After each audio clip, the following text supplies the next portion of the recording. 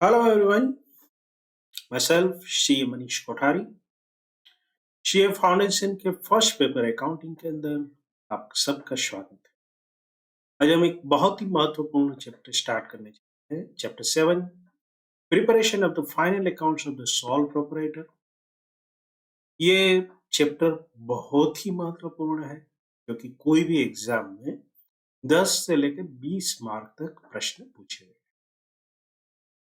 जो आपका old syllabus था उसके अंदर एक क्वेश्चन पेपर में 20 मार्क का पूरा क्वेश्चन इसी चैप्टर में चला। आप इसका महत्व समझ सकते हैं। अपार्ट फ्रॉम दिस, ये महत्वपूर्ण इसलिए है कि अगर ये चैप्टर में आपकी एक्सपर्टाइज नहीं है तो आने वाले दो बड़े चैप्टर पार्टनरशिप और कंपनीज अकाउंट में आपको बहुत ज्यादा दिक्कतें हो सकती है। तो ये चैप्टर को अच्छी तरह से समझ लेते हैं और इसके सभी इलस्ट्रेशन को साथ में सॉल्व करेंगे। जो भी स्टडी मटेरियल में दिए गए सारे क्वेश्चन को सॉल्व करेंगे और पिछले एग्जाम में पूछे गए कुछ 4 या 5 क्वेश्चन को भी सॉल्व करेंगे। ये थोड़ा सा इसमें सेशन ज्यादा रहेगा, तो चलिए शुरू करते हैं। Chapter 7, preparation of the final account of the solve problem. यहाँ पर जो हम पहला यूनिट करने जाएंगे वो है final accounts of non manufacturing. तो नॉन मैन्युफैक्चरिंग का मतलब क्या है कि ट्रेडिंग एक्टिविटी। तो ऑब्वियसली यूनिट 2 क्या होगा, मैन्युफैक्चरिंग। तो उसमें बहुत ज्यादा कुछ अंतर नहीं है, एक छोटा सा अकाउंट बढ़ेगा, कुछ फॉर्मूलाइज चेंज होगी, तो इसे हम स्टडी कर लेंगे। तो चलिए स्टार्ट करते हैं। Non-manufacturing entities are the trading entities which are engaged in the purchase and sale of a good for profit without changing the firm underlying use of such goods. तो ये एक ट्रेडिंग शॉप है। Trading का मतलब क्या है, मान लो कि हम एक ग्रोसरी शॉप में जाए, ग्रोसरी वाला जो भी चीज बेच रहा है वो क्या करता है, ट्रेडिंग होता है। वो उसमें कुछ अपना वैल्यू एडिशन नहीं करता। वो पार्ले का बिस्किट बाहर से मंगवाएगा, आपको सेल करेगा। वो कुकिंग ऑयल बाहर से मंगवाएगा, आपको सेल करेगा। कोई सॉप होगा या शैम्पू होगा, whatever the thing you take, they are trading only. They are not doing any type of manufacturing. In other words, non-manufacturing entities do not process the goods purchased, rather sell them in their original form. मतलब जैसे आया उसमें अपना profit margin लगाया और cell कर। At the end of the accounting year, the entity must be interested in knowing the results of the business. हर एक entity को, हालांकि यहाँ पर अकाउंटिंग ईयर शब्द यूज किया है, अब तो हर एंटिटी को हर महीने ये जरूरत होती है कि भाई कितना प्रॉफिट हो। To ascertain the final outcome of the business, means that is income and financial position, they prepare financial statement at the end of the accounting year. मतलब कि हमारे देश में जो अकाउंटिंग ईयर है वो कौन सा है, अप्रैल से लेके मार्च का। तो उस वक्त वो फाइनेंशियल पोजीशन जानने ये स्टेटमेंट बने। आमतौर पर ये ट्रेडिंग एक्टिविटी वगैरह छोटे व्यापारी होते हैं, तो उसमें वो ईयरली चूज करते हैं। अगर कोई बड़ी फर्म रही, मान लो रिटेल रिलायंस है, रिलायंस जो है उसका शॉप है अपना, या तो रिलायंस फ्रेश है, तो वो हर ग्रोसरी वगैरह इवन वेजिटेबल्स भी रखते हैं। तो वो उसमें हर महीने चाहेंगे कि अपने प्रॉफिट के बारे में पता करें और अपने बिजनेस के बारे में पता करें। एनीवे, फाइनेंशियल स्टेटमेंट में दो हिस्से होते हैं, एक होता है इनकम स्टेटमेंट, दूसरा होता है position statement. Income statement itself suggest ये किसके बारे में होगा, कौन से पैसे आ रहे हैं बिजनेस में। तो उसमें दो अकाउंट बनते हैं, एक होता है ट्रेडिंग अकाउंट और दूसरा बनता है profit and loss account. Trading account का रिजल्ट क्या हो सकता है, या तो ग्रॉस प्रॉफिट होगा या ग्रॉस लॉस होगा।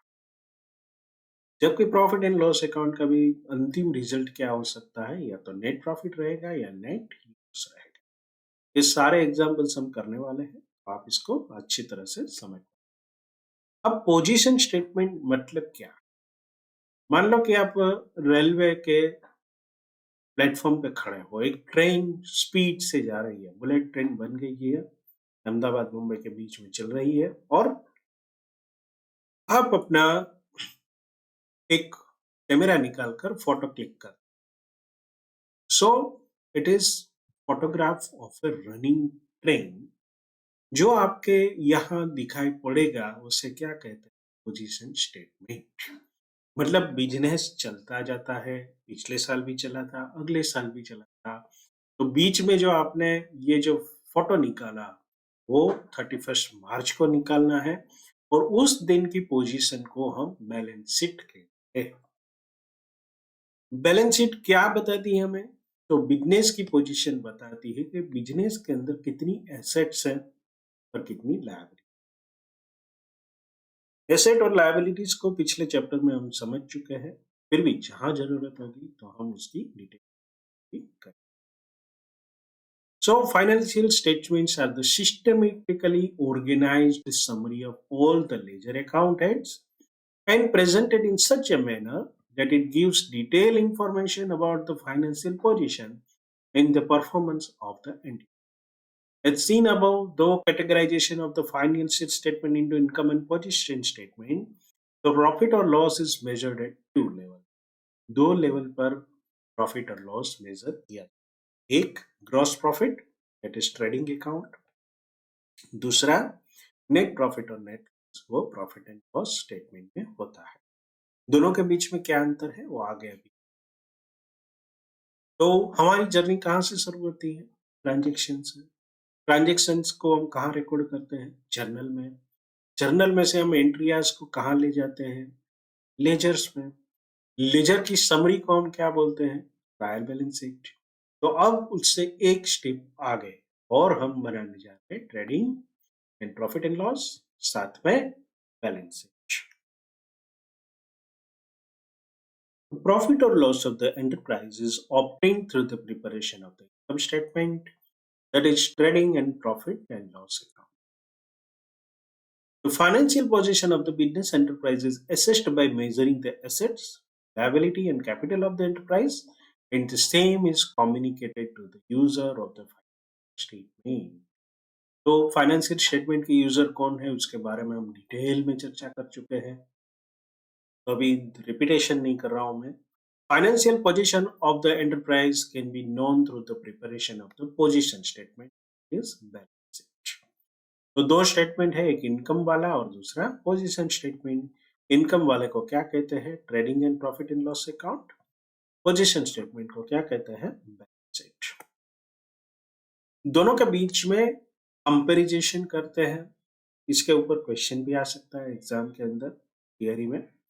हालांकि इस पेपर से ज्यादातर प्रैक्टिकल क्वेश्चन आते हैं, फिर भी आपको बना के समय ये सारे पॉइंट्स काम आए। पहले जो है वो पी एंड एल है और दूसरा बैलेंस शीट है।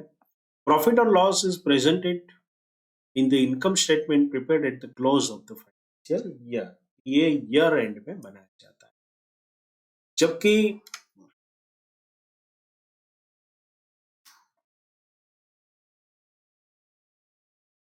Close of the financial year. Position statement exhibits asset and liability of the business at the close of the financial year. दोनों फाइनेंशियल ईयर एंड पे होगा। एक क्या शो करता है? इनकम बताता है, और दूसरा asset and liability. Income statement is sub divided into following two parts, एक ट्रेडिंग अकाउंट, दूसरा P&L। Apart from the balance sheet, position statement क्या कहता है कि apart from the balance sheet to assess the financial position of the business sometime additional statement are also prepared. कौन से? Cash flow statement, जिसके बारे में हम इंटर लेवल पर डिटेल में चर्चा करेंगे। Statement of the changes in the equity, final level पर इसकी बड़ी चर्चा होगी। Which is non mandatory for non corporate entities. Non corporate entities का मतलब क्या है? नॉन कॉर्पोरेट एंटिटीज मीन्स जो कॉर्पोरेट नहीं है। तो कॉर्पोरेट एंटिटीज कौन सी है? तो खास करके एक तो कंपनीज, दूसरा LLPs, लिमिटेड लायबिलिटी पार्टनरशिप, इसको आमतौर पर कॉर्पोरेट एंटिटीज माना जाता है।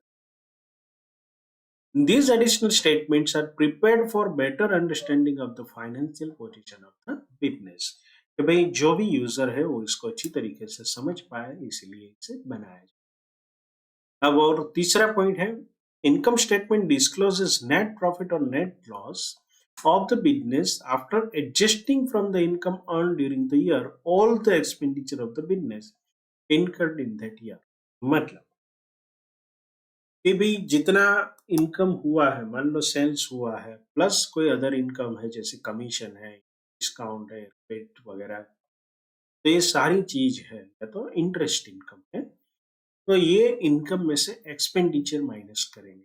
एक्सपेंडिचर कौन से होते हैं? सैलरी पेड होता है, फिर रेंट होता है, फिर अगर आप बाहर से स्टॉक मंगवाते हो तो उसके ऊपर जो आप ट्रांसपोर्टेशन चार्जेस पे करते हो वो होता है। तो ये सारी चीजें जो होती है वो माइनस करके बाद में इनकम, नेट इनकम निकल। Position statement discloses the asset and liability position as on particular date. तो हमारे केस में ये डेट आमतौर पर last day of the year, अगर फाइनेंशियल ईयर जो है वो अप्रैल से मार्च है 31 मार्च, और अगर कैलेंडर ईयर का यूज किया है तो 31 दिसंबर।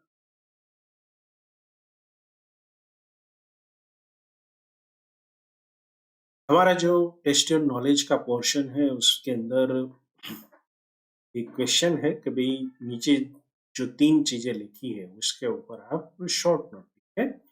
तो बैलेंस शीट अभी हमने जैसे पढ़ा, तो बैलेंस शीट में be defined as a statement which sets out the asset and liability of a firm or an institution is at a certain date. Since even a single transaction will make a difference to some of the asset and liabilities, the balance sheet is true only at a particular point of time। एक बहुत ही महत्वपूर्ण चीज है। क्यों? क्योंकि मान लो कि 1 तारीख को कुछ सेल हो गया तो क्या होगा?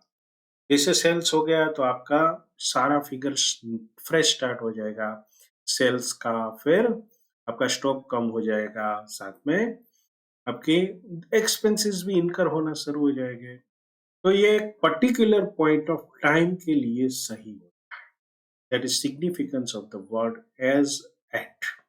तो हम जब भी बैलेंस शीट बनाएंगे तो ऊपर क्या लिखते हैं? Balance sheet as at 1 March 2024, like that। Second one, trading account. Trading account जो है वो किसका हिस्सा है? इनकम स्टेटमेंट का हिस्सा है trading account and profit and loss. At the end of the year, it is necessary to ascertain the net profit or net loss. For this purpose, it is first necessary to know the gross profit or a gross loss with the help of the trading account। Gross profit is the difference between the selling price and the cost of the goods sold। मतलब कि trading activity जब हम trading बनाएंगे तो उसमें सिर्फ sales और purchases related expenses आएंगे। जैसे कि परचेज खुद एक एक्सपेंस है, फिर वेजिस अगर वो उसके लिए पे करते हैं, फिर कार्ट्रिज, ये इनवर्स कार्ट्रिज की बात होती है, आउटवर्ड नहीं। आपके कस्टमर को अगर आप घर पे सामान भिजवाते हो तो वो ट्रेडिंग अकाउंट, वो प्रॉफिट एंड लॉस में वो एक्सपेंस होगा क्योंकि it is part of the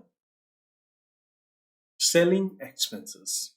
okay, तो जैसे जैसे हम आगे बढ़ते जाएंगे इसका फर्क भी हम समझ जाएंगे। क्लोजिंग एंट्रीज कुछ डालनी होती है, इसको डिटेल में हम देखेंगे, यहाँ पे मैं सिर्फ पढ़ देता हूँ।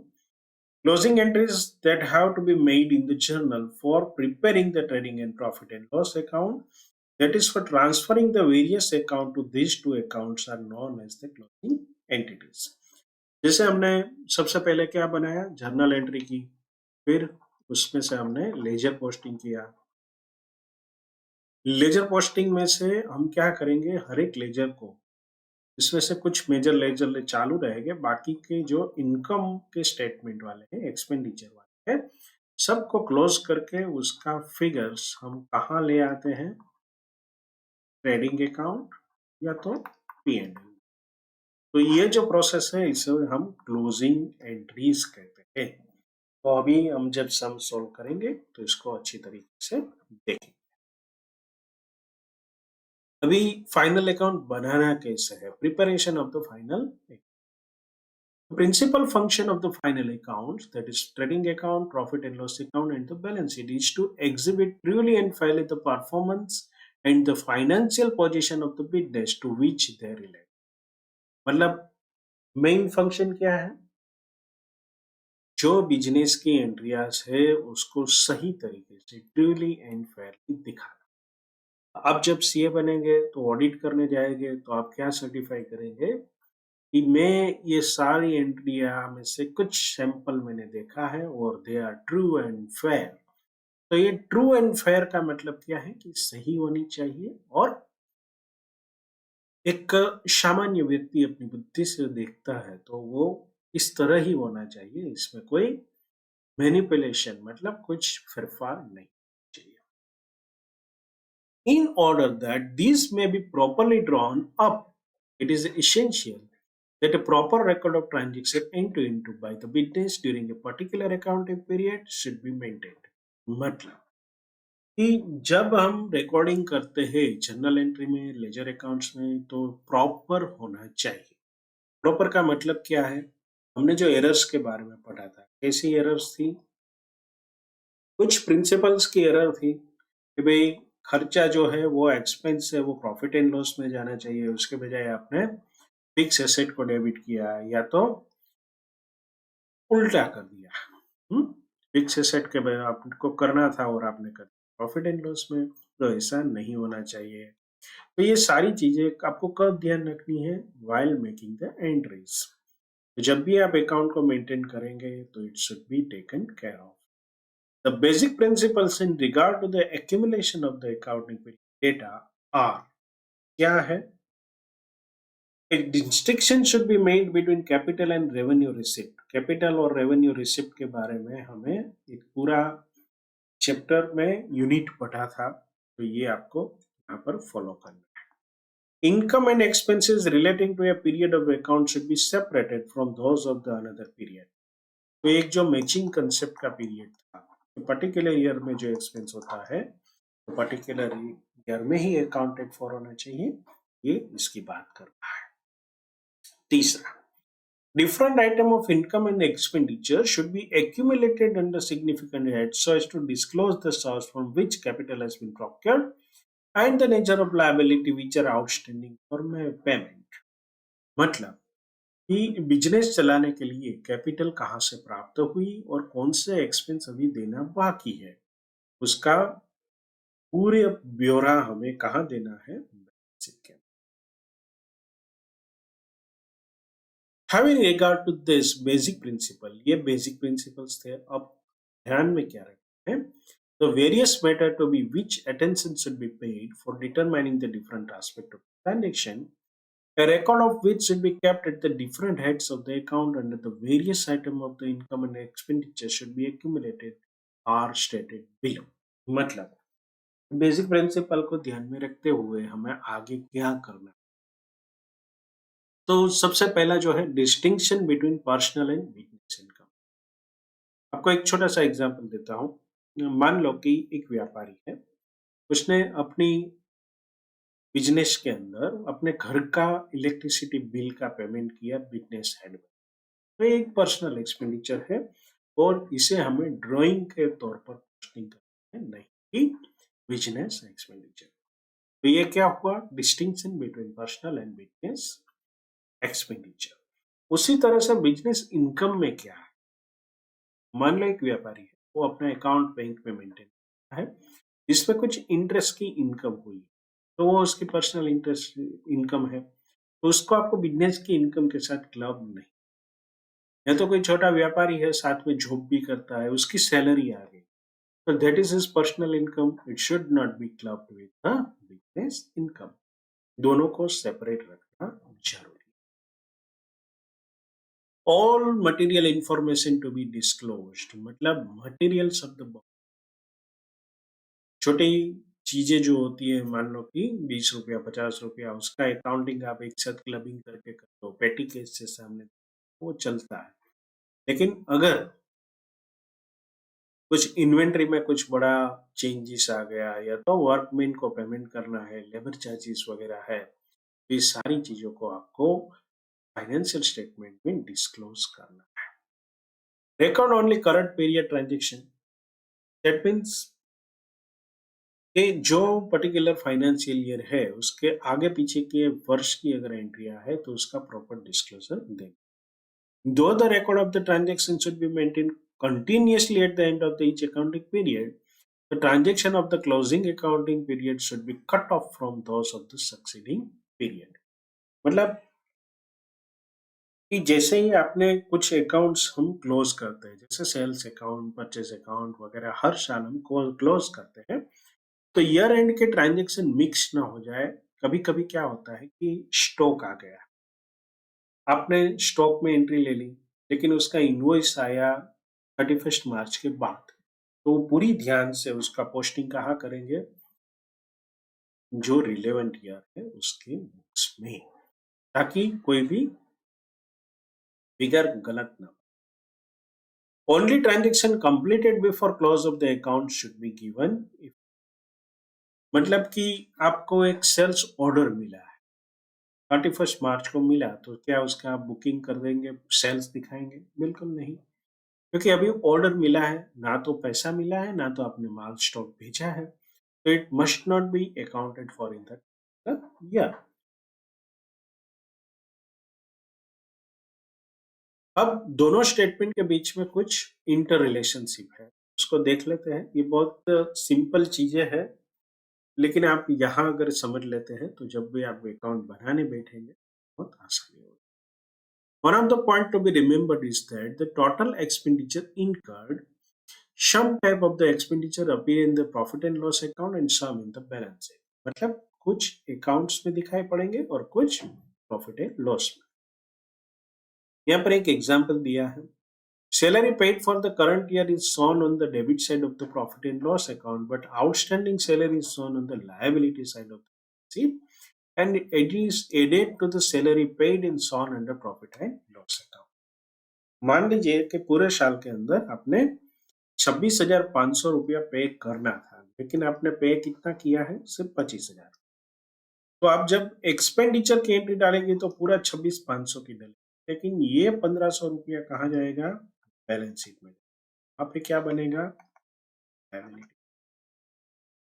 सो how this are inter related.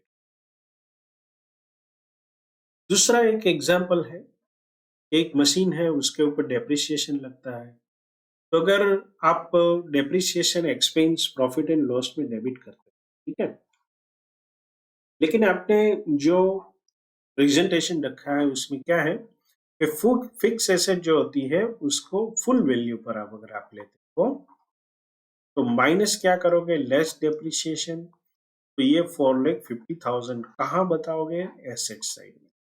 तो यहाँ पर ये डेप्रिसिएशन था, लेकिन यहाँ पर इसको माइनस लेस कर दिया गया है। जैसे ही राइट साइड में एसेट साइड गया तो इसको क्या कर दिया गया, less. So this is how this two statements are interrelated. ये सब चीजें हम क्यों करते हैं, for the matching principle. Matching principle के बारे में अच्छा खासा मतलब पूरा पढ़ाई कर चुके हैं। मैचिंग प्रिंसिपल क्या कहता है, the principle demands that expense incurred to earn the revenue should be properly matched. This means if a certain revenue and income is entered into the trading and profit and loss account, all the expensing relating to it, whether or not payment has been actually made, should be debited to the trading account and profit and loss account. जैसे हमने पिछले example में क्या देखा, पूरे साल में कितना एक्सपेंस था, 26,500, तो प्रॉफिट एंड लॉस में हम कितना दिखाएंगे, 26,500। 1,500 एक्चुअल में पे नहीं किया है, तो क्या करेंगे, इसको बैलेंस शीट में। ओके, दूसरा मैचिंग प्रिंसिपल क्या कहता है, if some expenses has been incurred against the sale will take place in the next year when income will be received next year, the expense should not be debited to the current year। मतलब कि 31st को आपको order मिला मान लो, या तो 30 को मिला, लेकिन अभी तक उसका आपने कुछ प्रोसेस नहीं किया है, तो ना तो आप सेल्स में उसको लेंगे, और उसके रिलेटेड मान लो कि आपने स्टॉक भिजवा दिया, तो कार्ट्रिज वगैरह या तो ट्रांसपोर्टेशन चार्जेस जो है, वो जिस ईयर में सेल्स बुक होना होगा उसी ईयर में आपको ट्रांसपोर्टेशन भी बुक है। Okay, so like that it will be as the matching principle. तीसरा क्या है? If any income or revenue is received in the current year, but the work against it has to be done and the cost in respect of it has to be incurred next year, that means income received in advance. Such income or the revenue is considered to be the next year. It's be shown in the balance sheet on the liability side. एक बहुत ही महत्वपूर्ण है। जैसे मान लो कि कोई व्यापारी है, उसको 25 को मार्च को दूसरा व्यापारी कहता है कि आप मुझे ये स्टॉक भिजवा दीजिए और ये 50,000 रुपया ले लीजिए। अब जो स्टॉक उसने मांगा है वो हमारे पास नहीं है, हम आप उसको कहते हैं कि हम अगले महीने भिजवा देंगे, मतलब अप्रैल में। तो जब तक आप स्टॉक नहीं भिजवाते हो, ये 50,000 will be treated as a liability of means, इसको हम क्या कहते हैं? लायबिलिटी हम क्रिएट करेंगे। It is advance received from the purchaser. उस तरह से जो भी एक्सपेंस वगैरह है उसको भी आपको कुछ इसमें अपवाद होता है, एक्सेप्शन होते हैं। There appears to be one exception to the rule that only such cost as have yielded or is expected to yield revenue should only be debited to profit and loss account. For example, if a fire has occurred and has damaged the firm's property, the loss must be debited to the profit and loss account to the extent it is not covered by the insurance. A loss resulting from the fall of the selling price below the cost or from some debt turning bad must similarly be debited to the profit and loss account. If this is not done, the profit will be overstated. मतलब मान लो कि आपके पास 1 लाख का stock है, इसमें fire लग गई, आपने पूरा स्टॉक जल गया, आपने इंश्योरेंस कंपनी को क्लेम किया, उसने कहा आपको 80,000 रुपया हम कंपनसेट करेंगे, तो ये 20,000 रुपीज जो है that will be debited to the profit and loss account in the year in which fire has occurred. The relevant entries and adjustment regarding the above three items are discussed in detail. तो आगे जाके इसका detail में discussion भी हो। अब बात करते हैं ट्रेडिंग अकाउंट। ट्रेडिंग अकाउंट का बहुत ही सिंपल फॉर्मेट है, लेकिन यहाँ पर ये जो प्लस माइनस वाला मामला है उसके बजाय जब आप इसको अकाउंट वाइज इसको देखेंगे तो काफी इजी है। At the end of the year, as has been above, it is necessary to ascertain the net profit or the net loss. For this purpose, it is first necessary to know the gross profit or gross loss. Gross profit is the difference between the selling price and the cost of the goods sold. मतलब opening stock था हमारे पास और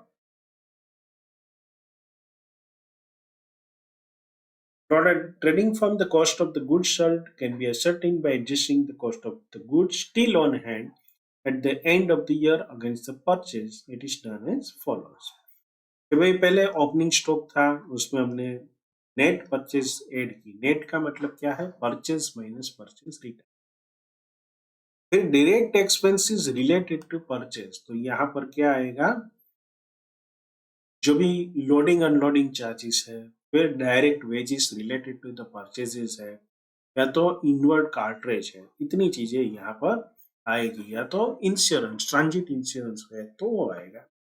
तो ये सारी चीजें आप opening stock में ऐड करोगे, less cost of the goods sold करोगे तो आपको क्लोजिंग स्टॉक मिलेगा। लेकिन कॉस्ट ऑफ गुड्स सोल्ड को क्या कहा गया है?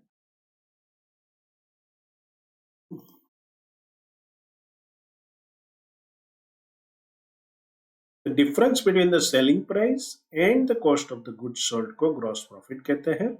और cost of the goods sold क्या होगा कि यहाँ पर जो आपने पूरा स्टॉक बेचा है उसमें साथ में अदर एक्सपेंसेस को मिलाकर, सिर्फ मटेरियल की प्राइस नहीं लेकिन अदर एक्सपेंसेस को मिलाकर कॉस्ट ऑफ गुड्स सोल्ड निकाला।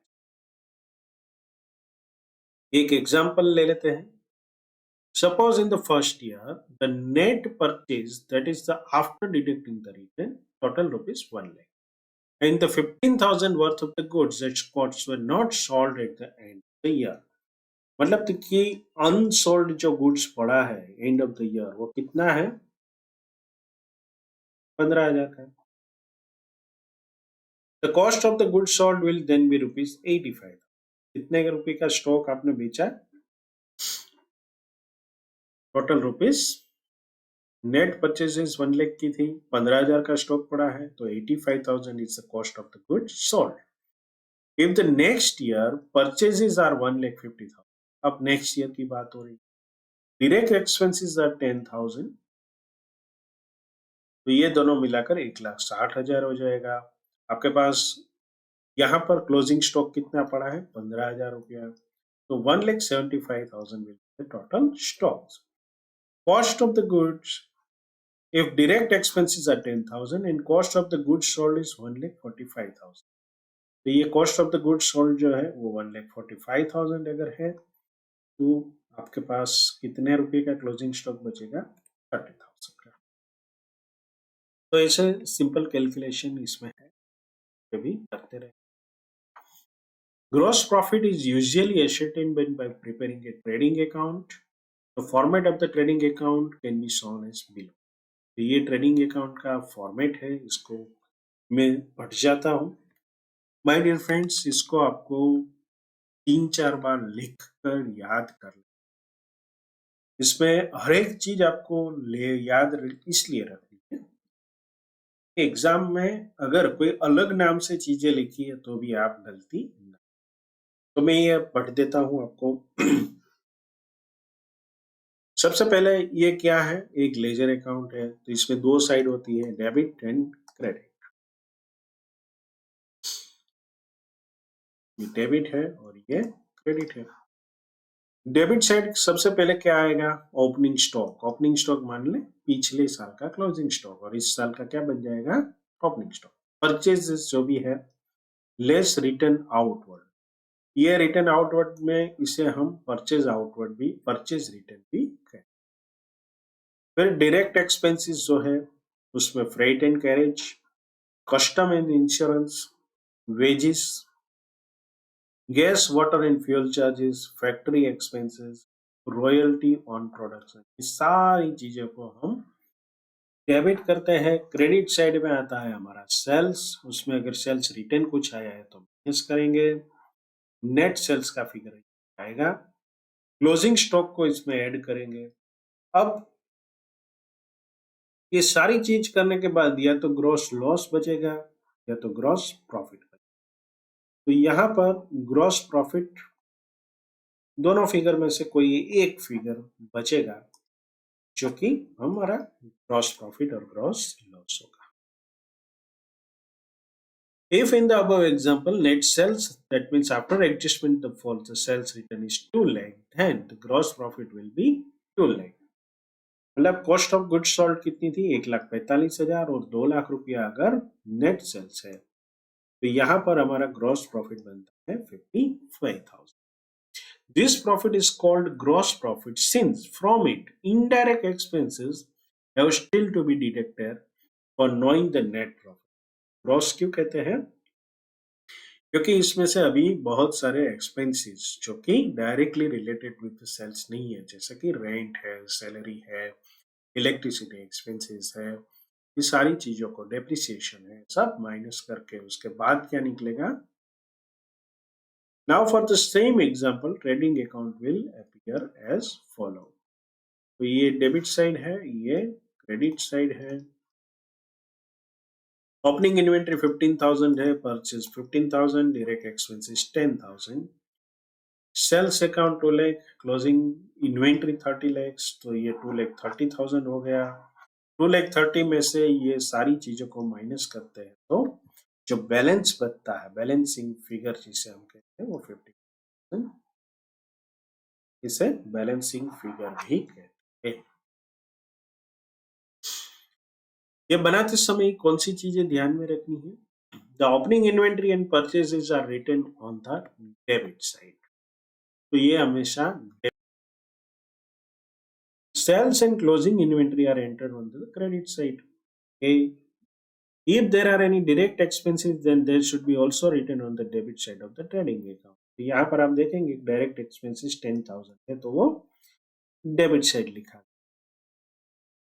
If the balance of the credit side is small, the difference is written on the debit side as gross profit. यहाँ पर आप देखेंगे कि ये जो 2,30,000 is more than this total, ये तीनों का टोटल जो है उससे ज्यादा है, इसीलिए हमने यहाँ पर बैलेंसिंग फिगर लेफ्ट साइड निकाला।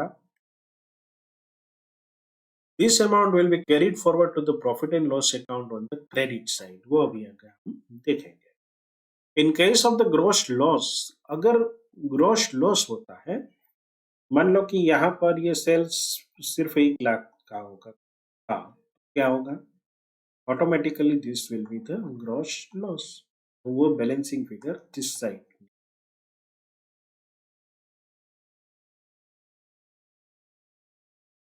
ये प्रॉफिट एंड लॉस में जब जाएगा तो ये कौन सी साइड में जाएगा?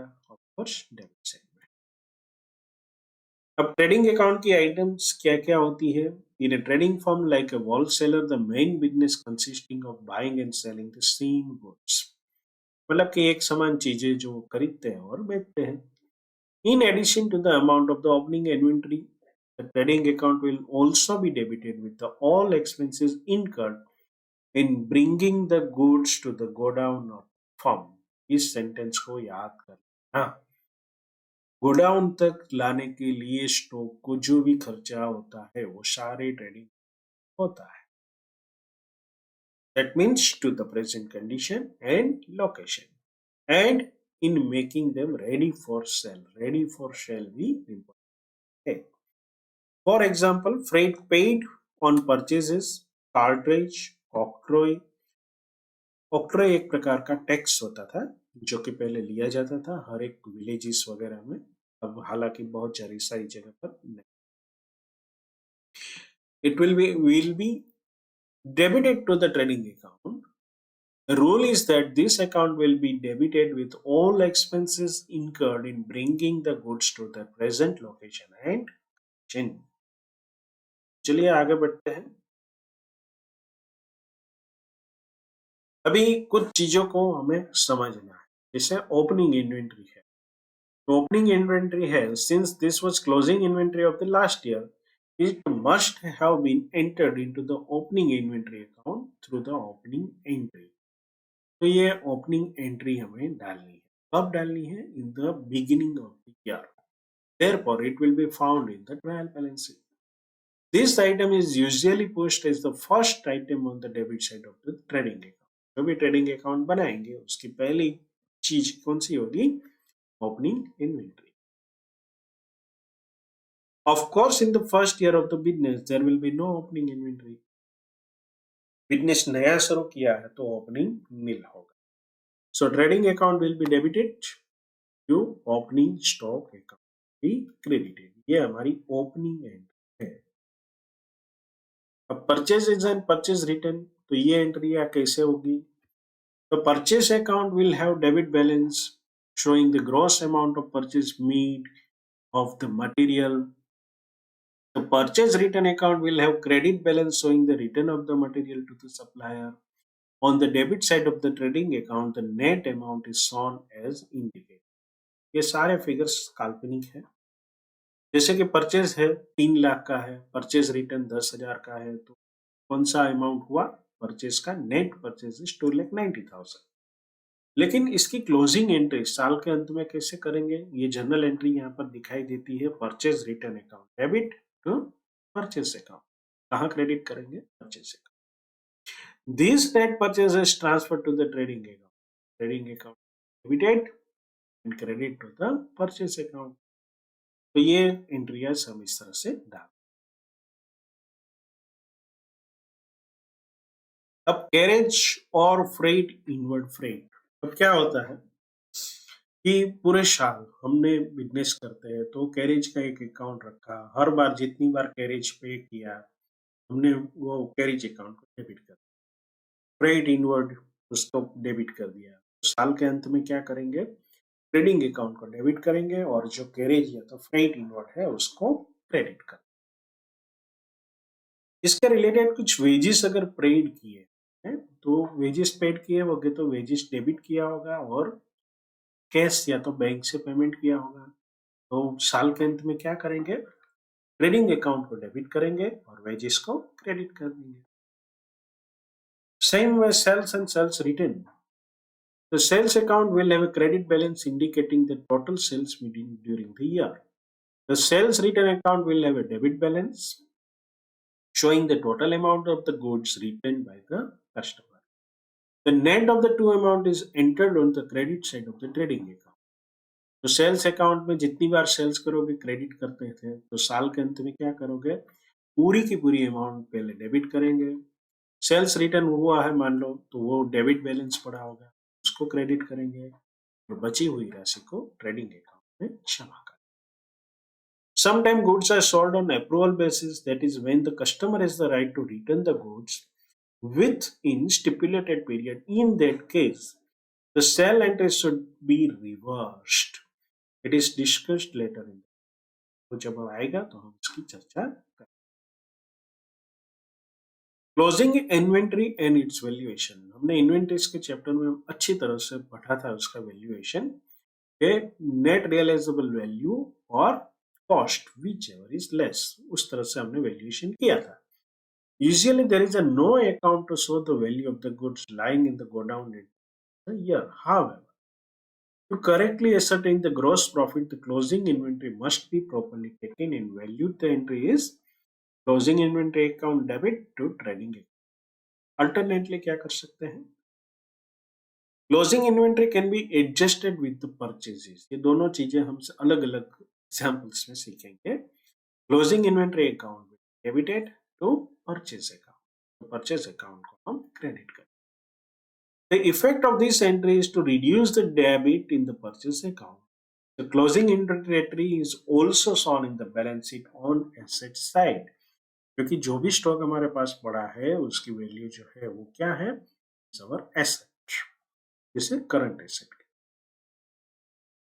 If closing stock appears in the trial balance, the closing inventory is then not entered into the trading account. It is shown only in the balance sheet. This is because it has already been adjusted to arrive at the cost of the goods sold. क्योंकि cost of goods और sold के अंदर हम इस entry का adjustment कर देते हैं, तो ये सिर्फ बैलेंस शीट में आएगी, ट्रेडिंग अकाउंट में नहीं। To ascertain the value of the closing inventory, it is necessary to make a complete inventory or list of the items in the godown together with quantities. Of course, damage और obsolete item are separately listed, मतलब कोई चीज खराब हो गई है, damage हो गई है, तो उसको अलग से लिस्टिंग किया है। To the list of the finished good, one should add the goods lying with the agent sent to them on consignment basis and also the goods sent on approval to the customer. तो ये entry अभी हमें ध्यान में रखनी है कि it will be part of our inventory. Valuation principle हमने ऑलरेडी पढ़ चुके हैं, कॉस्ट और net realisable value whichever is lower. Taking inventory is a quite lengthy process, कभी कभी क्या करना पड़ता है कि हमने या तो 10-8 दिन पहले इन्वेंट्री गिन ली, या तो ईयर पूरा होने के बाद 1 हफ्ते के बाद इन्वेंट्री किया, तो उसका जो एडजस्टमेंट था, जिसका हमने अभी कुछ सम भी देखे थे इन्वेंट्री अकाउंट जब हमने किया था, पूरा चैप्टर पढ़ा था, तो उस हिसाब से हमें प्लस माइनस करके 31 मार्च का फिगर में। Below is the summary of all transfer closing entries to the trading। तो एक पूरा समरी दिया हुआ है, तो मैं इसको बता देता हूँ। ट्रेडिंग अकाउंट डेबिट करेंगे, क्रेडिट किसको करेंगे, ओपनिंग इन्वेंट्री अकाउंट को, परचेज अकाउंट को, वेजिस अकाउंट को, फ्रेट और purchase account. Sales account will be debited, closing inventory account will be debited, credit कौन होगा, ट्रेडिंग। ये पूरा जो ट्रेडिंग अकाउंट है जो हमने देखा था पहले, ये ट्रेडिंग अकाउंट है। अब देखेंगे कि जितनी चीजें यहाँ पर डेबिट है वो सब हमने रिस्पेक्टिव अकाउंट में क्रेडिट की है, और यहाँ पर जो सेल्स और क्लोजिंग इन्वेंट्री क्रेडिट है वो रिस्पेक्टिव अकाउंट में डेबिट कर, इसे क्या कहते हैं, closing entries. So it is not a big thing. ये तो मैंने लंबा चौड़ा आपको पूरा सुनाई, जब आप करेंगे तो बहुत ही इजी चीज। At this stage trading account will B reveal the gross profit. क्या दिखाएगा? Gross profit. If the credit side is more or gross loss, then the credit side is less. Gross profit होगा तो profit and loss account हम credit करेंगे, अगर loss हुआ तो gross loss हुआ तो profit and loss account debit होगा। So trading account debit to profit and loss account, gross loss होगा तो P&L debit and be credit. तो माय डियर फ्रेंड्स, यहां तक का ये थियरी पार्ट था। अभी प्रैक्टिकल हमारे स्टार्ट हो रहे हैं, तो आगे जाके हम अलग अलग इलिस्ट्रेशन को देखेंगे, लेकिन इलिस्ट्रेशन को देखने से पहले छोटा सा विराम ले लेते हैं और उसके बाद स्टार्ट करते हैं हमारे इलिस्ट्रेशन नंबर 1। ये इलिस्ट्रेशन में दिया गया है कि trial balance for the financial year ended 31 March 2022 of messrs Deepak C shows following details. तो यहाँ पर हमें कुछ फिगर्स दिए गए हैं। इसमें सबसे इंपॉर्टेंट चीज क्या है? Purchase and sales, debtors, opening stock and closing stock दोनों साथ में दिए। माय डियर फ्रेंड्स, जब भी आपको दोनों फिगर साथ में आते हैं तो आपको अलर्ट हो जाना है। उसका मतलब ये है कि यहाँ पर परचेज और क्लोजिंग स्टॉक जो है दोनों एडजस्ट करके दिए। क्या है मैं आपको समझाता हूँ। Other expense and income 7 lakh, credit 9 lakh, means expenses 7 lakh है और इनकम 9। जब अदर एक्सपेंस और इनकम आता है तो ये ट्रेडिंग अकाउंट का हिस्सा नहीं रहता है, ये हमेशा प्रॉफिट लॉस का हिस्सा बनता है। Fix assets and long term liabilities, तो फिक्स एसेट 25 लाख है, लॉन्ग टर्म लायबिलिटी 6 लाख है, कैपिटल 21 लाख है। हालांकि इतनी सारी चीज देते हुए भी हमें पूछा क्या गया है, additional information creditor balances on 1st April 21 is 3 lakh. तो यहाँ पर जो क्रेडिटर्स का 4 लाख का फिगर है सेकंड लाइन में, वो तो ओरिजिनली जब इस ईयर की शुरुआत हुई 1 अप्रैल 21 को, तो वो 3 लाख था। ओके, सो करना क्या है? हमें करना यह है कि you are required to calculate cost of the goods sold and amount paid to the creditor during the year. Okay, चलिए तो समझते हैं पहले कि कॉस्ट ऑफ गुड्स सोल्ड कैसे निकालते हैं। कॉस्ट ऑफ गुड्स सोल्ड जैसे हमने थियरी में देखा था कि वो किस तरह से निकालते हैं। जब भी आपको कॉस्ट ऑफ गुड्स सोल्ड निकालना हो तो आपको क्या ध्यान में रखना है? कॉस्ट ऑफ गुड्स सोल्ड के लिए आपको जो ओपनिंग इन्वेंट्री है उसको लेना है, प्लस परचेज को ऐड करना है, साथ में इनमें से माइनस क्या करेंगे? Closing balance. अगर क्लोजिंग इन्वेंट्री बैलेंस या तो क्लोजिंग इन्वेंट्री है से, अगर परचेज रिटर्न है तो उसको भी माइनस करना है। याद रहे कि अगर ये रिटर्न परचेज में ऑलरेडी एडजस्ट है तो दोबारा रिटर्न माइनस नहीं। तो ये सारे फिगर्स को प्लस माइनस करके हमें जो फिगर मिलेगा उसे हम क्या कहते हैं? Cost of goods sold. और दूसरी बात कि यहाँ पर अगर मान लो कि cost of goods sold sale से कम है तो हमें क्या मिलेगा? Gross profit. ये ट्रेडिंग अकाउंट की पूरी जानकारी है। सेल्स प्लस क्लोजिंग स्टॉक, इसका डिफरेंस होगा ग्रॉस प्रॉफिट। अगर सेल्स कम रहा या तो क्लोजिंग स्टॉक नील है और सेल्स कम रहा इससे कॉस्ट ऑफ गुड्स सोल्ड से, तो ये फिगर जो है वो यहाँ आएगा, उसे ग्रॉस लॉस कहते हैं। ओके, तो इतना हमने थियरी पार्ट में ऑलरेडी सीख चुके हैं। दूसरा जो हमें यहाँ पे निकालना है वो चीज है कि भाई क्रेडिटर को कितना पैसा दिया। तो उसके लिए एक सिंपल तरीका ये है कि क्रेडिटर का हम अकाउंट बना लेंगे। उसका अकाउंट बना के हम उसको देखेंगे कि हमने कितना रुपया इसमें दिया है। तो चलिए चलते हैं। सबसे पहले हमें ये कॉस्ट ऑफ गॉड्स सोल्ड निकालना है, लेकिन इसमें ये सब में एक बहुत ही महत्वपूर्ण चीज दी गई है, और ये है कि यहाँ पर क्लोजिंग स्टॉक का फिगर भी पार्ट है ट्रायल बैलेंस का। तो उसका मतलब क्या है? उसका मतलब ये है कि ये जो परचेज का फिगर है उसमें ये ऑलरेडी एडजस्ट करके दिया। तो एक्चुअल परचेज क्या है? ऐसे केसों में एक्चुअल परचेज क्या होती है? 10 lakh plus closing stock 3 lakh. तो हमारी एक्चुअल परचेज होगी 13 लाख। तो ये ध्यान में रखते हुए हमें इलस्ट्रेशन को शॉर्ट करना। तो सबसे पहले बात करते हैं कि कितना हमारे लिए फिगर्स है। तो ये जो फिगर है वो कैसे होगा?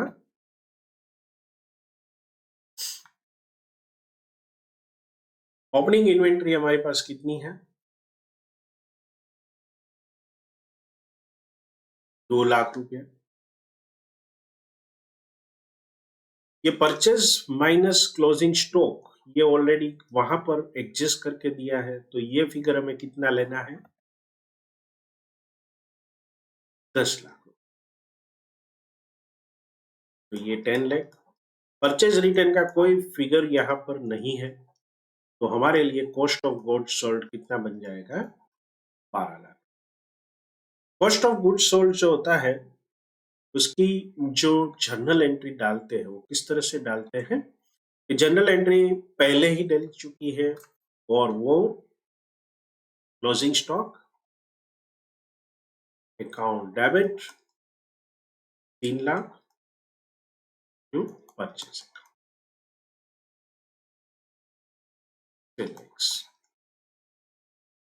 तो अभी हमें और क्या निकालना है? हमें निकालना है अभी क्रेडिटर्स का फिगर। तो कैसे निकालेंगे? यहाँ पर हमें क्रेडिटर का जो अकाउंट है उसका ओपनिंग बैलेंस दिया हुआ है 1/4/21 का, और वो दिया हुआ है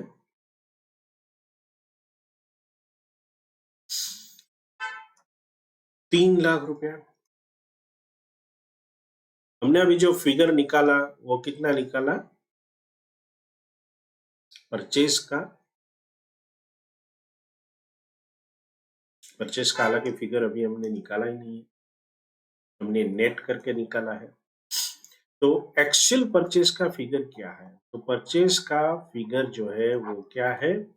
10 लैक्स प्लस 3 लैक्स, क्योंकि इसमें परचेज माइनस क्लोजिंग ऑलरेडी कर दिया था, इसीलिए यहाँ पर हमने कॉस्ट ऑफ गुड्स सोल्ड में 10 लाख लिया है। तो एक्चुअल परचेज जो है वो है 13 लाख। तो ये कंसेप्ट को भी हमें ध्यान में। तो यहाँ पर हम बाय परचेज करेंगे, क्योंकि purchase account debited, creditors account will be credited. तो ये 16 लाख रुपया आएगा। ये 16 लाख रुपया जो है अभी आउटस्टैंडिंग कितना बचा है टू बैलेंस में, हम सम को देखेंगे तो पता चलेगा कि 4 लाख रुपया जो है वो क्लोजिंग बैलेंस है। तो अभी हमने कितनी अमाउंट बैंक द्वारा या तो कैश के द्वारा पे की है? वो है 12 लाख। इससे हम बैलेंसिंग फिगर भी है। फाइन।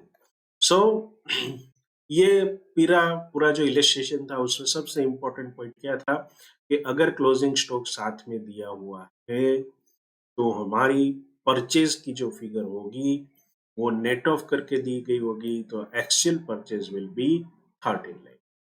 दूसरा, कॉस्ट ऑफ गुड्स सोल्ड निकालने के लिए हमारे पास सिंपल फॉर्मूला है। क्या है? Opening inventory plus purchases minus closing inventory minus purchase return. तो ये चीजें लेकर हमने ये पूरा सम जो है उसको सॉल्व किया है। वैसे इसमें कोई बहुत बड़ी बात नहीं थी, लेकिन कंसेप्ट बहुत ही इंपॉर्टेंट है। अगर आपके कंसेप्ट क्लियर नहीं है तो यहाँ पर हमें गलतियां होने की संभावना रह जाएगी। सो लेट्स मूव अहेड, आगे बढ़ते हैं। इसका प्रेजेंटेशन आईसीआई ने किस तरह से दिया है देख लेते हैं।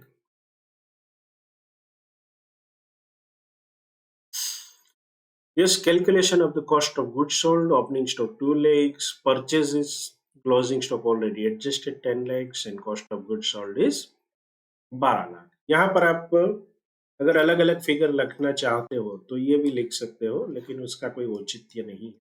यहाँ पर 13 lakhs purchase minus 3 lakh closing stock ऐसे भी दिखा सकते हैं।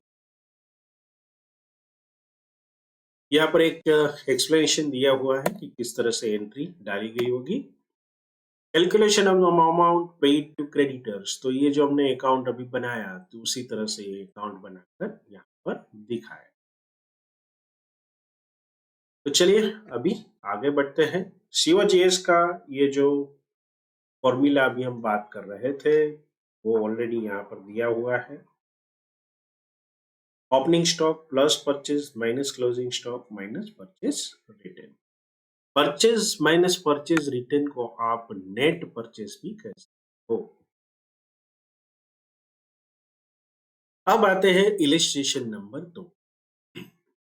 यहाँ पर ओपनिंग इन्वेंट्री है 1 लाख रुपया, purchases 6,72,000, carriage inward 30, wages, sales, return inward, return outward, closing inventory. तो ये सारी चीजें दी गई है, लेकिन करना क्या है, हमें क्या करना है। From the above information prepare a trading account of Messrs ABC traders for the year ended 31 March 22 and pass necessary closing entries in the journal proper of Messrs ABC Traders। तो चलिए स्टार्ट करते हैं। पहले trading account बना लेते हैं और फिर जर्नल एंट्री भी डाल देंगे।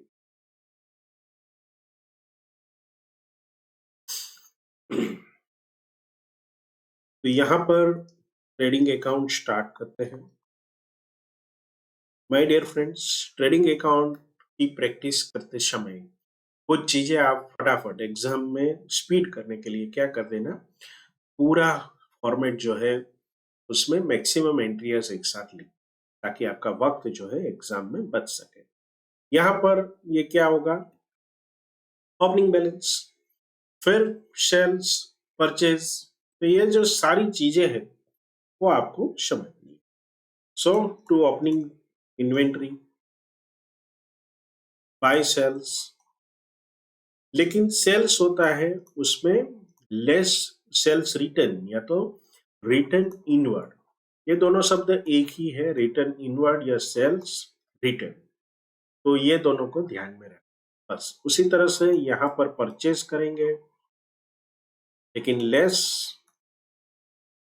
रिटर्न आउटवर्ड, इसको ध्यान में रखें। इसे परचेज रिटर्न भी कहते हैं, तो आपको ये ध्यान में रखना है। ओपनिंग इन्वेंट्री कितनी है, 1 लाख। जितनी एंट्री आप ट्रांसफर करें ट्रेडिंग अकाउंट में, इसको टिक करते जाइए ताकि कोई भी आपकी गलतियां ना बचे। या तो कभी कभी क्या हो जाता है कि डबल बार हम लिख देते हैं एंट्री, तो भी दिक्कत हो जाती है। परचेस कितनी है, 672। इसमें आउटवर्ड कितना है, रिटर्न आउटवर्ड 72,000। ये फिगर कितना बनेगा, 6 lakh. Carriage inward, carriage inward किस चीज का खर्चा है, ये ट्रेडिंग अकाउंट, तो कैरेज इनवर्ड।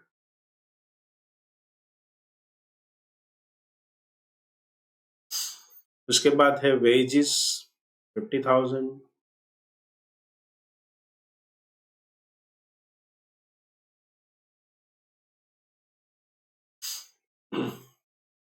सेल्स 11 लाख है,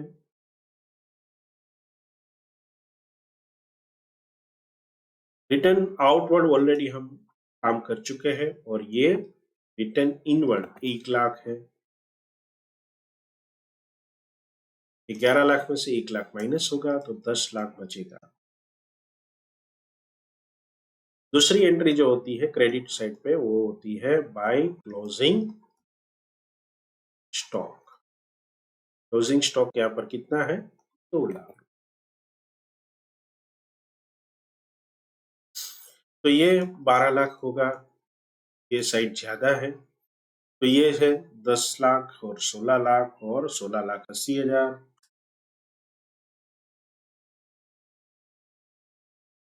ओके, ओपनिंग इन्वेंट्री 1 लाख की 6 लाख 7 लाख 7,80,000। तो 12 लाख माइनस 7,80,000। बैलेंस जो आएगा इसे हम कहते हैं टू ग्रॉस प्रॉफिट। ये बैलेंसिंग फिगर होता है, आपको एग्जाम में लिखने की जरूरत नहीं है, ये हमारे अंडरस्टैंडिंग है। लिखोगे तो कोई दिक्कत। अब दूसरा जो मुद्दा है, pass the necessary closing entries in the journal proper of Messrs ABC Traders. My dear friends, पहली जो एंट्री डलेगी वो किस चीज की डलेगी? ये दोनों रिटर्न वाली। ये बस इतना ध्यान में रख लो, बाकी तो आपके सामने सब कुछ पड़ा है, ऐसे ही हमें एंट्री करनी है। तो पहली एंट्री हम कौन सी डालेंगे? रिटर्न इनवर्ड और रिटर्न आउटवर्ड। चलिए एक जर्नल का फॉर्मेट तैयार कर, समय बचाने के लिए कुछ फॉर्मेट्स मैंने तैयार रखे हैं। तो हम आ जाते हैं जर्नल के फॉर्मेट पर और इसकी बुक में है मिसेस एबीसी ट्रेडर्स।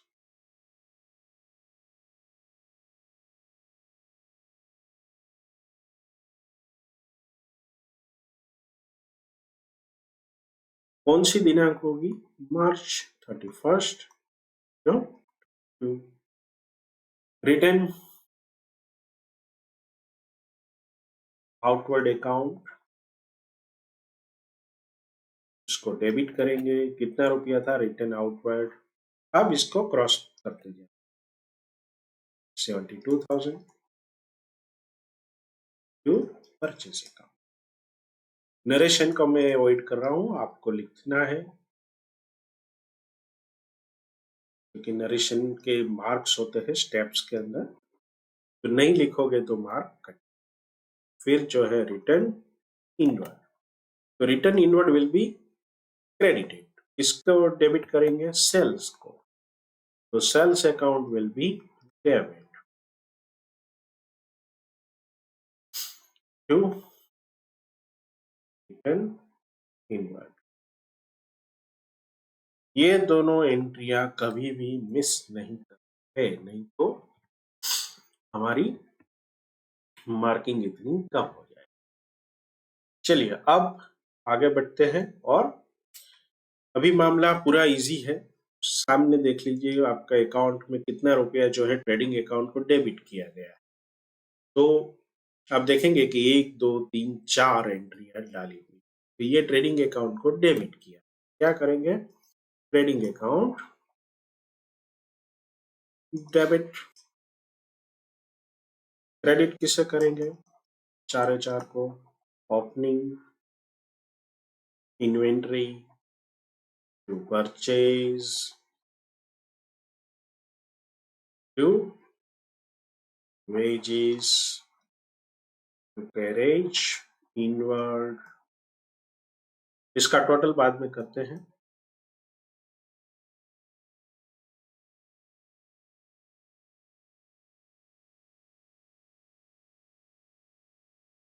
7,80,000 होता है। अभी सेल्स की एंट्री डालेंगे, सेल्स अकाउंट क्रेडिट में होगा, उसको डेबिट करेंगे। 10 लाख रुपया पड़ा है तो उसको डेबिट करके टू ट्रेडिंग अकाउंट क्रेडिट। तो ये 10 लाख रुपया भी ट्रांसफर हो गया। अभी एक और काम करना है और वो है क्लोजिंग इन्वेंट्री। क्लोजिंग इन्वेंट्री को डेबिट टू ट्रेडिंग अकाउंट। कितनी है क्लोजिंग इन्वेंट्री? 2 लाख रुपए।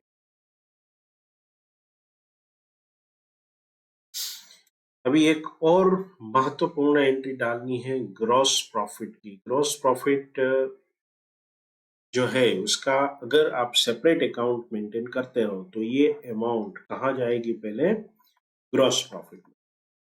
तो उसकी जनरल एंट्री क्या बनेगी, gross profit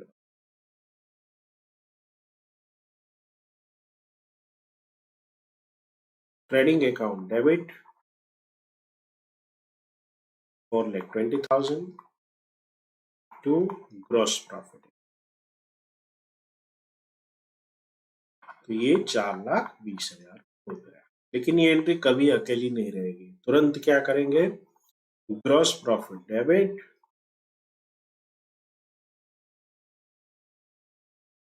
to P&L profit and loss account credited. So this is on the spot correct. Okay, so यहाँ पर हमने देखा कि बहुत ही सिंपल था और ये इलिस्ट्रेशन में हमें कुछ ज्यादा समझना नहीं था, किस तरह से बनता है ट्रेडिंग अकाउंट, ये समझाने के लिए यहाँ पर बहुत ही सिंपल तरीके से दिया हुआ था, तो ये हमने देख लिया। This is the general entry. General entry में ध्यान रखना है, यहाँ पर आपने जो भी एडजस्टमेंट अलग सेपरेट कॉलम में किए हैं वो सारी चीजें आपको अलग से जर्नल एंट्री पहले डाल देनी है, और ग्रॉस प्रॉफिट जो भी आपका निकलता है उसकी एंट्री भी डालनी है। अगर ये छूट गई तो क्या होगा, मार्क्स कट। तो चलिए आगे बढ़ते हैं, और ये जनरल एंट्रीज है। अभी कुछ थियरी पार्ट समझते हैं प्रॉफिट एंड लॉस अकाउंट के बारे में। हमने ट्रेडिंग अकाउंट देखा, अब profit and loss account. Profit and loss account क्या है, बिजनेस में बहुत सारे खर्चे होते हैं, तो trading related expenses trading account के सामने डेबिट हो गए, बाकी के सब कहाँ हो गए, प्रॉफिट एंड लॉस अकाउंट। दूसरा, अदर इनकम हुई तो क्या होगा, अदर देन सेल्स भी इनकम होती है, इंटरेस्ट इनकम होती है, या तो फिर रेंट आता है। तो ये सारी चीजों का जो भी अकाउंटिंग होगा वो कहाँ होगा, प्रॉफिट एंड लॉस अकाउंट। तो सबसे पहले बात करते हैं profit and loss account starts with gross profit on the credit side. अगर लॉस रहा, if it is gross, it will be written on the debit side.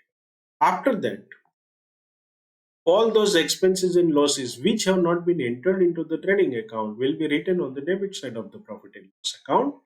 Income and gain other than sales will be written on the credit side. ये भी बहुत ही simple चीज है। It is desirable, according to the modern thinking, that the profit and loss account should be prepared in such a manner, ये बहुत ही महत्वपूर्ण, अच्छी तरह से सुनिए, as will enable the reader to form a correct idea about the profit earned or loss incurred by the firm during the period together with the significator। तो हम क्या करते हैं, हम माने अकाउंटेंट्स, ओके। और मैं जब अकाउंटेंट्स बोलता हूं तो आप क्या ध्यान में रखना है कि चार्टेड हम लोग इसका बाइफर्केशन इस तरह से प्रेजेंट है कि पता चल जाए कि कौन सा खर्चा कहाँ है, ओके। मान लो कि अदर इनकम है, इनकम फ्रॉम द रेंट या हाउसिंग प्रॉपर्टी से आ रही है, या तो फिर इंटरेस्ट से आ रही है, तो ये फाइनेंशियल मैटर जो भी है उसको अलग तरीके से लेंगे। एक्सपेंसेस जो है उसका अलग एक तरीके से करेंगे। कुछ मैनेजरियल एक्सपेंसेस है तो वो सैलरी वगैरह जो है उसको अलग तरीके से हम ultimately we have to debit to the profit and loss account, but we have to put the items in a manner that represents a very good picture, okay. Too many details will prevent a person from knowing properly the factor leading to the profit earned. Therefore, items should be according to the various functions such as administration, selling and financing। मतलब jumbling करेंगे, एक item में आपने लिखी administration की, दूसरी selling की, तीसरी फाइनेंसिंग की, चौथी फिर एडमिनिस्ट्रेशन की, तो क्या होगा, ये पढ़ने वाले के लिए बहुत दिक्कत। ये जो फॉर्मेट है उसमें मैं आपको बताता हूं कि प्रॉफिट एंड लॉस अकाउंट का फॉर्मेट बहुत ही सिंपल होता है। शुरुआत कहां से होगी,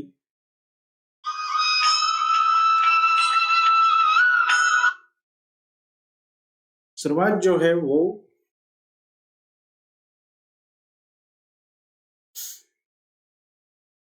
या तो ग्रॉस प्रॉफिट होगा या तो ग्रॉस लॉस होगा। अब मैनेजमेंट एक्सपेंसेस कौन से हैं? मैनेजमेंट माने बिजनेस को चलाने के लिए होने वाले खर्चे, तो उसमें टू सैलरीज, लेकिन ये सैलरीज किस चीज की होगी? एडमिनिस्ट्रेटिव पर्पस की। अगर आपने फैक्ट्री है, हम आगे मैन्युफैक्चरिंग अकाउंट देखेंगे कि भाई फैक्ट्री में अगर वर्कर्स को हम सैलरी देते हैं तो वो ट्रेडिंग अकाउंट। यहाँ पर जबकि नॉन मैन्युफैक्चरिंग होती है तो वहां पर कोई वर्कर्स नहीं होते हैं, सभी एडमिनिस्ट्रेशन के हिस्सा माना जाता है। तो salaries will be part of management expenses. Office rent rates, printing stationery, telephone, postage, insurance, audit fee. सबसे महत्वपूर्ण और हमें खुश करने वाली चीज कौन सी है? Audit fees. साथ में लीगल चार्जेस। अगर कोई एडवोकेट वगैरह के पास कुछ प्रॉब्लम हुआ तो जाते हैं, ऐसा नहीं है, प्रॉपर्टी परचेस करते हैं तो भी जाना होता है, तो उसमें भी लीगल चार्जेस लगते हैं। Electricity charges, okay. अब दूसरा जो है मेंटेनेंस एक्सपेंस। मेंटेनेंस का मतलब क्या है? रख रखाव हिंदी में कहते हैं। तो उसमें रिपेयर्स एंड रिन्यूअल, फिर depreciation, office equipment, furniture, office building. तो यहाँ पर जब मैन्युफैक्चरिंग अकाउंट में हम जाएंगे तो देखेंगे कि उसका डेप्रिसिएशन जो होगा वो अलग तरीके से ट्रीट करेंगे। फिर सेलिंग एंड डिस्ट्रीब्यूशन एक्सपेंस, मतलब जो सेलिंग करते हैं हम जो प्रोडक्ट का, उसके रिलेटेड जो एक्सपेंस होगा उसको अलग हेड से हम दिखा। तो आप देखेंगे कि यहाँ पर ब्यूटीफुली आप कह सकते हो कि भाई इस साल हमें सेलिंग के लिए कितना एक्सपेंस हुआ, तो इसमें सारे हेड कौन से हैं? To salaries to selling staff, advertisement, godown rent, carriage outward, मतलब जो परचेजर है हमारा उसके घर तक सामान पहुंचाने के लिए जो खर्चा होता है उसे कैरेज आउटवर्ड कहते हैं। Bad debts, provision for bad debts into selling commission. Financial expenses कौन है? Bank charges. बैंक जो है वो सर्विस प्रोवाइड करती है तो हमेशा कुछ ना कुछ चार्जेस कस्टमर से लेती है। तो ये चार्जेस, और जब लोन आप लेते हो बैंक से तो interest on loans will be the financial expenses. तो इतनी सारे एक्सपेंसेस हैं और तीन हिस्सों में, यहाँ पर चार हिस्सों में बांटे गए हैं। Management expense, maintenance expense, selling and distribution expense and financial expense. अब बात करते हैं इनकम की। ये कॉलम छोटा है तो आनंद नहीं होता है, इसमें बहुत ज्यादा होना चाहिए, लेकिन फिगर्स बड़े बड़े। By gross profit, other income, अगर डिस्काउंट रिसीव्ड है तो कमीशन कभी कभी मिलता है। नॉन ट्रेडिंग इनकम जो बिजनेस से नहीं आती, क्या है? बैंक इंटरेस्ट, रेंट और property let out, dividend income from investment, अगर कोई शेयर में इन्वेस्ट किया है व्यापार में से तो वहां पर जो डिविडेंड मिलता है वो non trading income. Abnormal gains, कभी कभी फायदा हो जाता है जो कि नॉर्मल नहीं है। Profit on sale of machinery, बहुत रेयर केस में होता है। Profit on sale of investment, तो ये भी नियमित रूप से होता रहता है, नहीं होता ऐसा नहीं है। So finally, this is how in various things are bifurcated. Credit side में मेन जो है वो क्या है? अदर इनकम, दूसरा नॉन ट्रेडिंग इनकम और तीसरा abnormal gains. Gross loss appears on the debit side of the profit and loss account at the top, while gross profit on the credit side. Net loss appears in the credit side of the profit and loss account, while net profit on debit side as balancing figure. मतलब यहाँ पर या तो net profit होगा या net loss होगा। तो जो भी गेन या प्रॉफिट वगैरह होता है तो उसका ये हम बैलेंसिंग फिगर जो है वो ट्रांसफर होगा। कहाँ पे होगा ट्रांसफर? सोल प्रोपराइटरशिप के केस में वो प्रॉफिट जो होगा वो ट्रांसफर होगा कैपिटल है। It will be a good idea to either show these expenses in a separate schedule or to indicate that two of the prominently in the profit and loss account. This rule should be followed wherever the number of item is rather large. मतलब बहुत सारी item होगी तो क्या करेंगे? मान लो wages है तो आपके पास 1000 वर्कर्स है, तो क्या करेंगे? तो उसका शेड्यूल अलग से अटैच कर देंगे और वेजिस का सिंपल फिगर पर ये आ। अब बात करते हैं क्लोजिंग एंट्रीज की। क्लोजिंग एंट्रीज क्या है? अभी ट्रेडिंग अकाउंट में हमने देखी क्लोजिंग एंट्री क्या देखी, हमने वेजिस को डेबिट किया और ट्रेडिंग अकाउंट को ट्रांसफर किया, लाइक सेल्स को डेबिट किया और क्लोजिंग अकाउंट क्रेडिट किया। तो उसी तरह से प्रॉफिट एंड लॉस की भी कुछ क्लोजिंग एंट्रीज होती है। क्या होती है? The entries that have to be made in the journal for preparing the trading and profit and loss account, that is for transferring the various account to these two accounts, are known as closing entries. We have already seen the entries required for preparing the trading account and for transferring the gross profit to the and loss account. Now, to complete the profit and loss account, the under mentioned three entries will be necessary. तो profit and loss account debit होगा, salary account credit होगा, rent account credit होगा, interest account credit होगा and other expenses credit. उसी तरह से income items of the income or gain such as interest received or miscellaneous income will be credited to profit and loss account। मतलब discount received account है debit होगा, bad debts recovery account है debit होगा to profit and loss account. At this stage, the profit and loss account will show net profit or net loss. Both have to be transferred to the capital account. In case of the net profit, profit है तो profit and loss account को debit करेंगे और capital account को transfer करेंगे। Loss है तो capital account debit होगा और profit and loss account will be credited. ये सारी चीजों की ये डिटेल एंट्रियां हैं जो हम ऑलरेडी समझ चुके हैं। तो ये इसका प्रेजेंटेशन है। हमें ध्यान में क्या रखना है कि जब भी हम एंट्रियां ये करेंगे तो ये बहुत ही सिंपल तरीके से कर। ड्रॉइंग्स अकाउंट है तो कैपिटल अकाउंट है उसको डेबिट करेंगे और ड्रॉइंग अकाउंट को क्रेडिट करेंगे, क्योंकि ड्रॉइंग्स है वो पर्सनल एक्सपेंस है, वो बिजनेस में नहीं जाएगा, ये याद रखना। इनकम टैक्स है तो once again it is a personal expense of the proprietor, तो ये कैपिटल अकाउंट को डेबिट होगा और इनकम टैक्स अकाउंट को क्रेडिट हो जाएगा। डिस्काउंट रिसीव्ड एंड अलाउड है तो प्रॉफिट एंड लॉस अकाउंट बीच में आएगा, profit and loss account debit to discount allowed account. Discount received account में अगर फंड पड़ा है तो discount received debit profit and loss account. Rebate, rebate हमने कहा देखी थी? बिल ऑफ एंट्री में, बिल ऑफ एक्सचेंज में। Rebate initially when rebate is given, rebate account debit to customers account credit.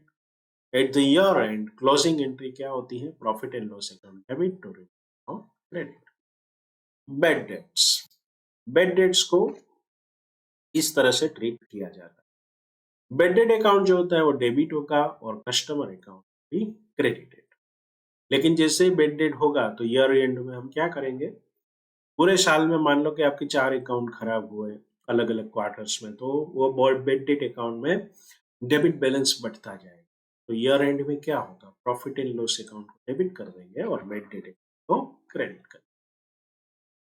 चलिए आते हैं एक ब्यूटीफुल इलस्ट्रेशन नंबर 3 की ओर।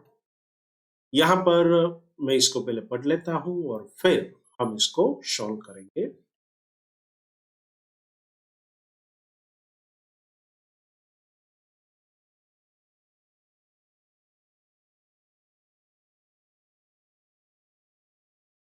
Revenue, expenses and gross profit balance of Mrs. ABC Traders for the year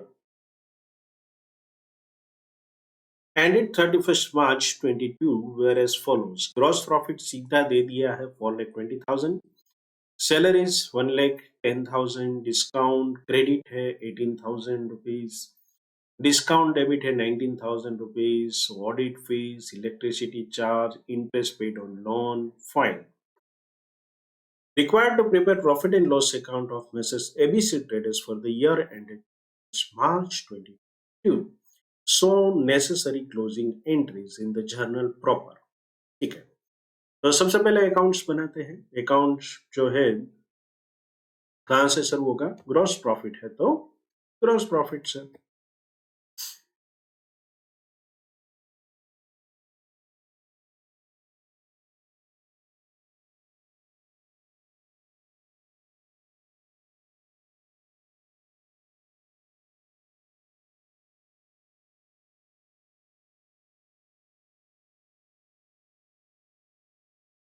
इसकी books में बनाना है ABC traders.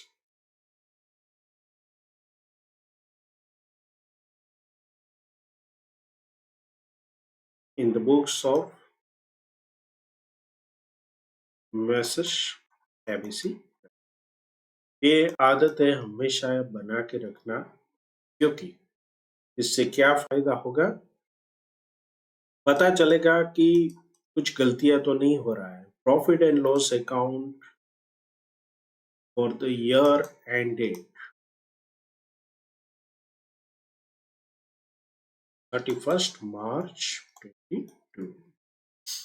कभी कभी आगे जाके ऐसे क्वेश्चन भी आएंगे कि आपको 2 साल का बनाना है, तो उसमें आपको गलतियां ना हो, इसीलिए ये सब लिखने की आदत डालते हैं। पहली जो एंट्री है, बाय ग्रॉस प्रॉफिट, ऑलरेडी हमें दे रखा है, कितना है, 4,22,000। यस, ये मार्किंग करते रहेंगे ताकि कोई हम चूक ना जाए।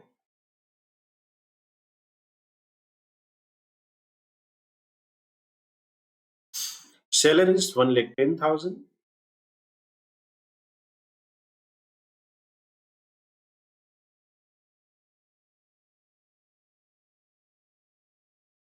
डिस्काउंट क्रेडिट 18,000, तो ये इनकम है, बाय डिस्काउंट, इसे अदर इनकम भी बोलते हैं।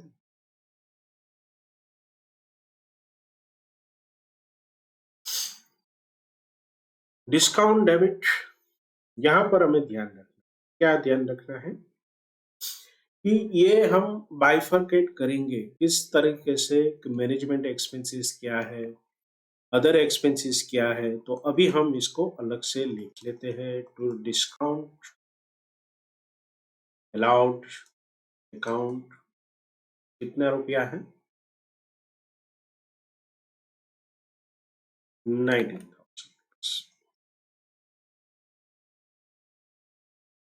Bad debts,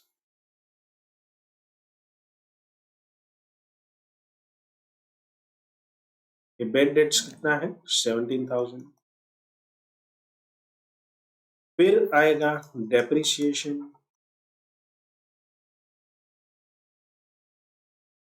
depreciation is part of maintenance of the assets, तो इसको हम अलग तरीके से दिखाते हैं। ये दोनों जो क्या है, आपने जो सेल्स किया है, तो bad debt is a hazard, कभी सेल्स होगा तो बैड डेट हो सकता है। डिस्काउंट क्या है, it is an expense to recover the money given. Okay, तो हमने अलग इसको दिखाया है। लीगल चार्जेस, लीगल चार्जेस कोई भी चीज के हो सकते हैं, तो आप इसे जनरली क्लासिफाई कर सकते हो। लीगल चार्जेस कितने रुपए हैं, 25,000 रुपीज। कंसल्टेंसी, ऑडिट फी, ये सारी चीजें जो है वो जनरल हेड के हैं। 32,000, audit fee 1,000। To audit fee, ये 1,000 बहुत ही नाइंसाफी है। Electricity,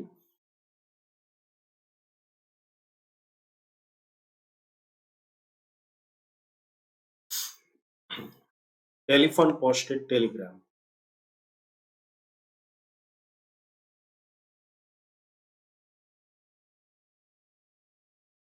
stationery 27,000।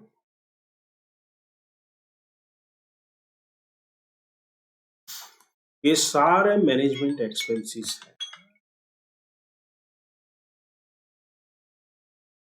और लास्ट में इंटरेस्ट पॉइंट, ये फाइनेंशियल एक्सपेंसेस है, to interest paid on loan, that is 70,000 rupees. तो कुल मिलाकर हमारी जो इनकम बनी है वो कितनी बनी है, 4,22,000 प्लस 18,000, 4,40,000। कुछ मैंने गलती कर दी, यस 4,20,000 है, तो ये जो होगा 4,38,000। यहाँ पर बैलेंसिंग फिगर होगा वो हमारा नेट प्रॉफिट होगा, तो इसका हम टोटल कर लेते हैं बाकी के आइटमों का, तो हमें बैलेंसिंग फिगर मिलेगा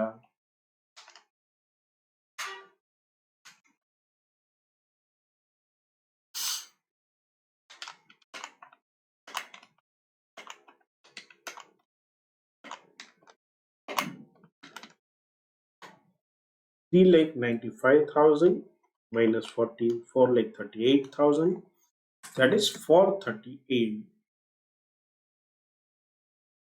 43,000 रुपीज। तो ये जो है वो हमारा नेट प्रॉफिट बचा है। तो ये हमारा प्रॉफिट एंड लॉस अकाउंट बन गया। जनरल एंट्री इसमें बहुत ही सिंपल है।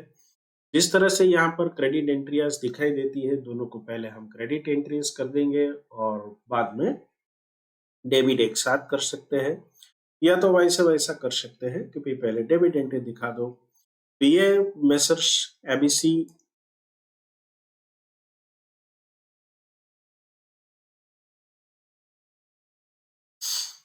क्रेडिट्स की अकाउंट है, जर्नल प्रॉपर एंट्रीज। तारीख कौन सी होगी? 31 मार्च। कौन डेबिट होगा? Profit and loss account. कितने से? अमाउंट अभी हमने टोटल किया 3,95,000। This is the simplest thing. इसमें हमें कुछ ज्यादा सोचना नहीं है। ये सारी चीजों को एक साथ उठाकर आपको क्रेडिट कर दे। ओके, सो मैं यहाँ पर सारी चीजें नहीं लिख रहा हूं। सिंपली हम क्या लिख रहे हैं? All expenses. आपको एग्जाम में ऐसा बिल्कुल ही नहीं करना है। आपको हर एक एंट्री को अलग अलग हिस्से से लिखना है, 1,10,000 हो या हो। ओके, अभी दूसरी एंट्री हम करते हैं, डिस्काउंट रिसीव डेबिट। आपने ट्रेडिंग अकाउंट बनाया होगा तो ग्रॉस प्रॉफिट की एंट्री डाल दी होगी, तो अभी उसको डालने की आवश्यकता नहीं है। अगर डालना चाहते हो तो डाल सकते हो, वो भी दिक्कत नहीं है।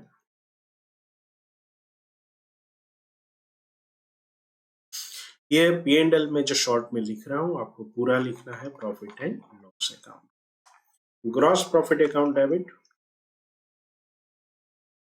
4,20,000 to P&L account like 20। Narration इसमें बहुत सिंपल रहता है।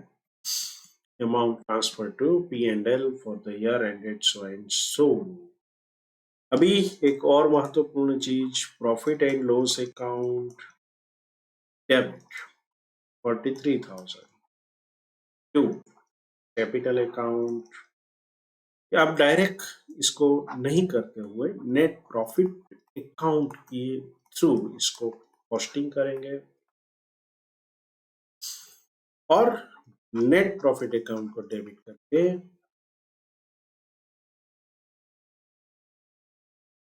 To capital account. ठीक। सो माय डियर फ्रेंड्स, ये बहुत ही सिंपल था, लेकिन ये समझाने के लिए होते हैं इलस्ट्रेशन। तो प्रेजेंटेशन देख लेते हैं किस तरह से आईसीआई ने बताया है। ये जो है वो प्रॉफिट एंड लॉस अकाउंट है और ये जो है वो जर्नल एंट्रीज है। तो आपको मैंने शॉर्टकट किया था यहाँ पर सम प्रेजेंट करने के लिए, तो आपको ये पूरा।